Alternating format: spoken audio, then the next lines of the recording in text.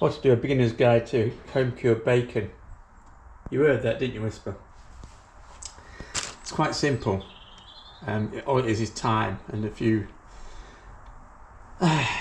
simple ingredients. There's one thing that that you might not have it in the house, but we'll get to that in a minute. So yes, obviously all we need is a bowl. Today we found this at Tesco's. Pork loin joint boneless, half price if you got a club card. So rather than £11 per pack, it was £5 odd. My beloved wife, she likes the non-fatty bacon, so I've tried it with pork belly. It works fine, of course, for sort of streaky. This is more like back bacon without the middle rasher on the end. So it's very healthy. The advantages of doing it yourself is, one, you can cut it as thick as you want. It's not like that wafer thin stuff they do at the supermarket to try and get 8 rashers in a pack for the cheapest possible price. And the other advantage is when you cure it, you can choose the amount of salt and sugar that you use, so it's not too salty. And because it's a dry cure, an equilibrium cure, where we use the correct amount of percentages of sugar, salt and curing salt, Prague powder or pink salt, when you put it in the pan, all that water, that white stuff that comes out in your pan, it doesn't come out, it just cooks. It doesn't steam first and then fry, it just fries, so it's very good.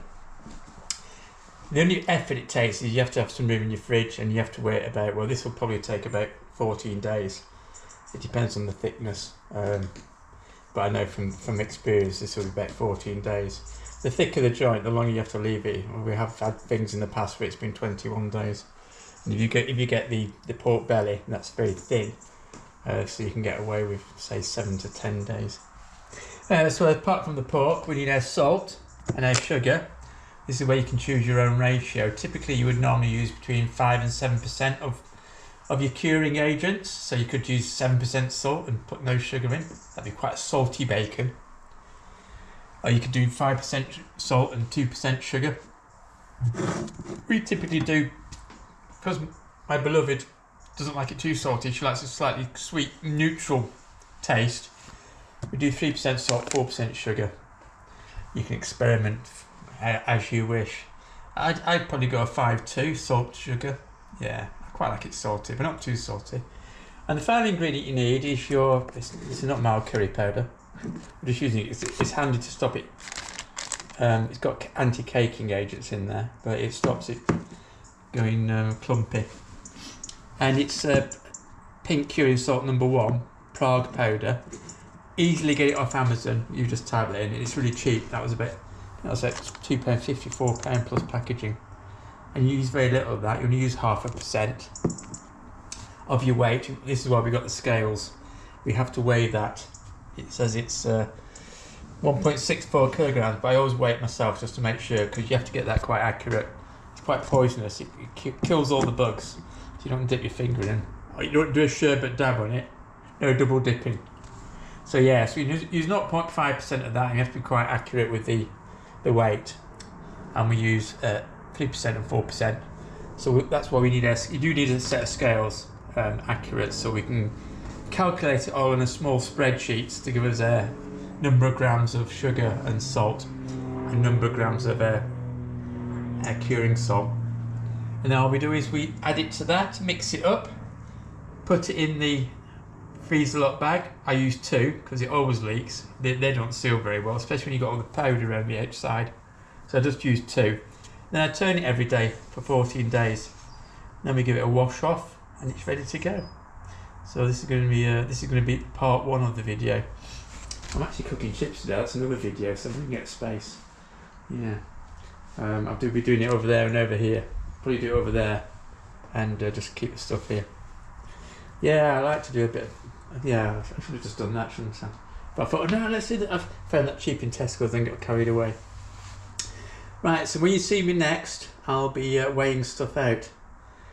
I'll be weighing that first. Then we're going on the computer, and I'm going to look at my baking and bacon spreadsheet for actual the values. Good. Right, back in a mo. Sausages. Yeah, you're always here, aren't you, when I'm cooking? Good boy. Ooh. Right, the pork's out of its shrink wrapping. It said 1.64 kilograms, isn't it? 1,640 grams. So let's see. These are fairly accurate, so we'll see what we got. Ooh! They ripped me off by 20 grams. That's ballpark. So yes, we'll call it 1620 for when we put it in the calculator. I'll just go and wash my hands now before I go on the computer. The good thing to note that when you're handling pork and also the proud powder, which is poisonous, you've got to keep washing your hands. And I'll do a bit of washing up with this as well. And then wash that down. So yeah, just be a bit hygienic with this. You can't get away with it like you can with chips. The humble potato. So let me wash my hands and we'll wander off to look at the computer. 1620 we'll call it, that's good enough. Right, hope if you can see that. This is my baking and bacon spreadsheet from 2003. Microsoft Excel 2003. 21 years old. Done sterling service. Oh, we're on the right, we got the old bacon calculator. Now, we all normally use 3%, 4%, 0.5%. So those don't change. So we want that weight of pork to be 1620. Hit the key. Right, so that's these sugar, salt and curing salt amounts. You need to be fairly accurate. You can get away with the salt and sugar being a bit off. We'll call that 50, 65 and 8.1. Yeah, 50, 65, 8.1. I can remember that. If it was a bit odd, I'd write it down. Yeah, 50, 65, 8.1. And we're going to do that in a minute. And the cure 14 days. Good. I'm on my GoPro tripod because I need two hands for this. Talking of my GoPro, I'm going to do this one at a resolution of 180p 60 Hz because I normally do them in cinematic mode because I like to sex it up. 24 frames per second, but 4K to make it look like I'm Steven Spielberg of cooking. Anyway, we're on action photography standard today, so it's not even a widescreen; it's standard linear. But I've still got horizon leveling and hyper stabilization on, so no shaky hands from the drinking. And also, I'm going to use Windows Movie Maker again. I've been using VSDC to do all these videos, but I'm not very good at transferring them from the GoPro into it. It only lets you do 4 at a time, and I can never see what I'm doing. So sometimes it's in the wrong order when I put all the clips together, or I miss one out. So I'm using Movie Maker, good old fashioned Movie Maker. Yeah, mine's from about 2008, I think, or 12 or something. Another one that's over 10 years old. But it does the business. And also nowadays there's a cheat so that if you do something higher than 1080p, say you're doing 4K, you can still get it to do 4K. So it just basically does what it says on the tin. Anyway, I'm waffling on again. Oh, obviously we've got the pork there, the bacon. I've measured, this is what I'm going to mix it all together with. I've measured everything out. So here's my salt. I'm going to try and get everything out. It's a lot of washing up this. Then we've got our sugar. And Postman Pat has the curing agent, the Prague #1, the pink curing salt. So we must get all of this out because we've only got 8 grams of it. So we don't want to leave it in the on top of Postman Pat's face, so he'll be looking flushed. Ooh, look, I've got all pink looking at you, you old lady. Did he have a wife, Postman Pat? I don't think so. Yeah. He had a cat though, that's alright.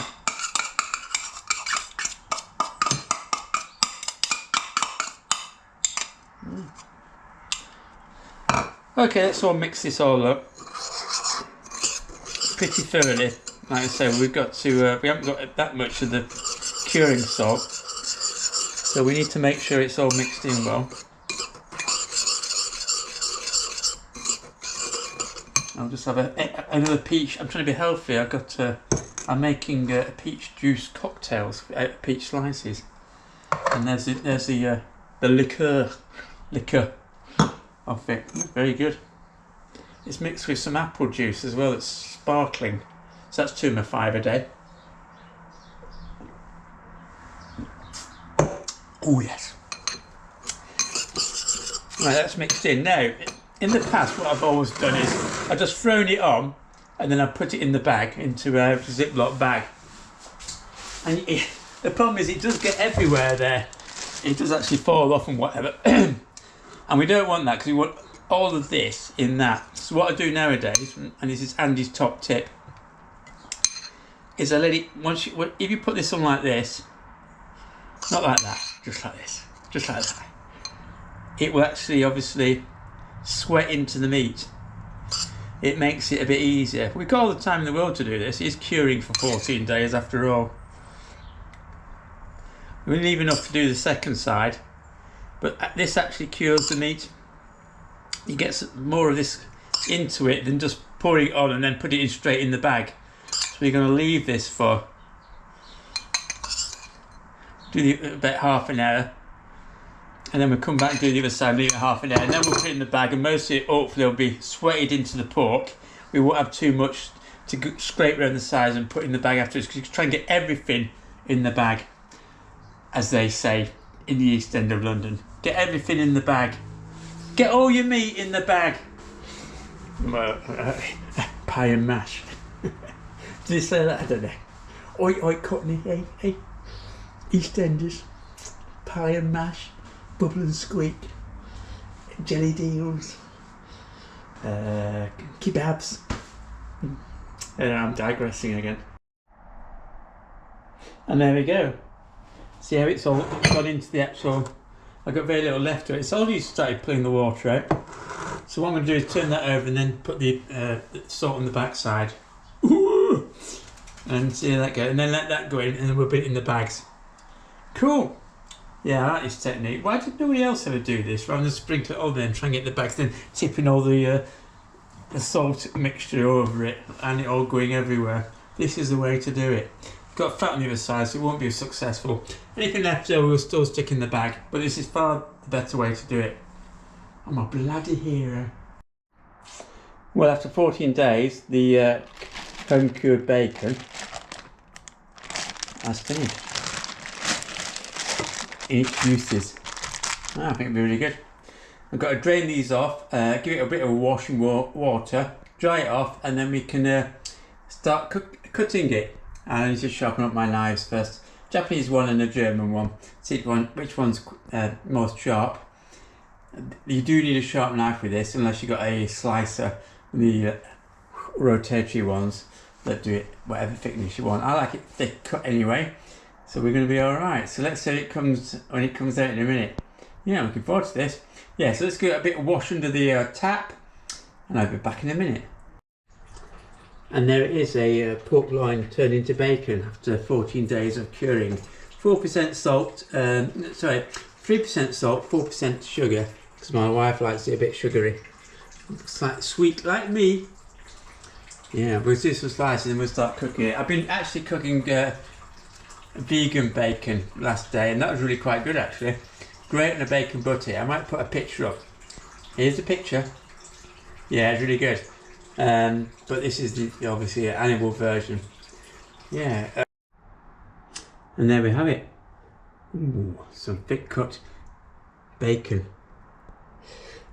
My battery went funny again. Yeah, the good old GoPro. Not so good. Anyway, we'll see how it gets on. Looking very good. Of course, when you do dry cure bacon, know that horrible water comes out with the white deposits that you get on when you buy it yourself from the supermarket. It just cooks like that. It goes really crispy. I've got some in the oven as well. You probably can't see it in there. Well, that's got another 6 seconds to go, so I better put the phone down. Sorry, the camera. Oh, I'm obsessed with my phone, its camera. Sweet. And there we go, my home cooked bacon. On the left fried slowly, and then with that in the grill. Quite high heat, you can tell from the crispy bits. Anyway, I cut a bit off from both, let's have a taste. This is 4% sugar, 3% salt, let's have a go.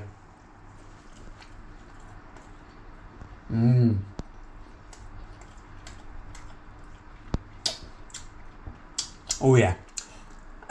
My wife will like that. She likes that neutrality, not too salty.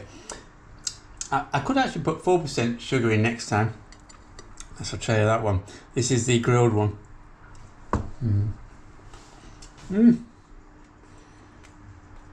Oh yeah.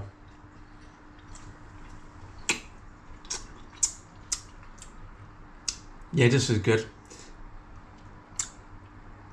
Yeah, you can't beat a 4% sugar, 3% salt one for a neutral tasting, well-cured bacon.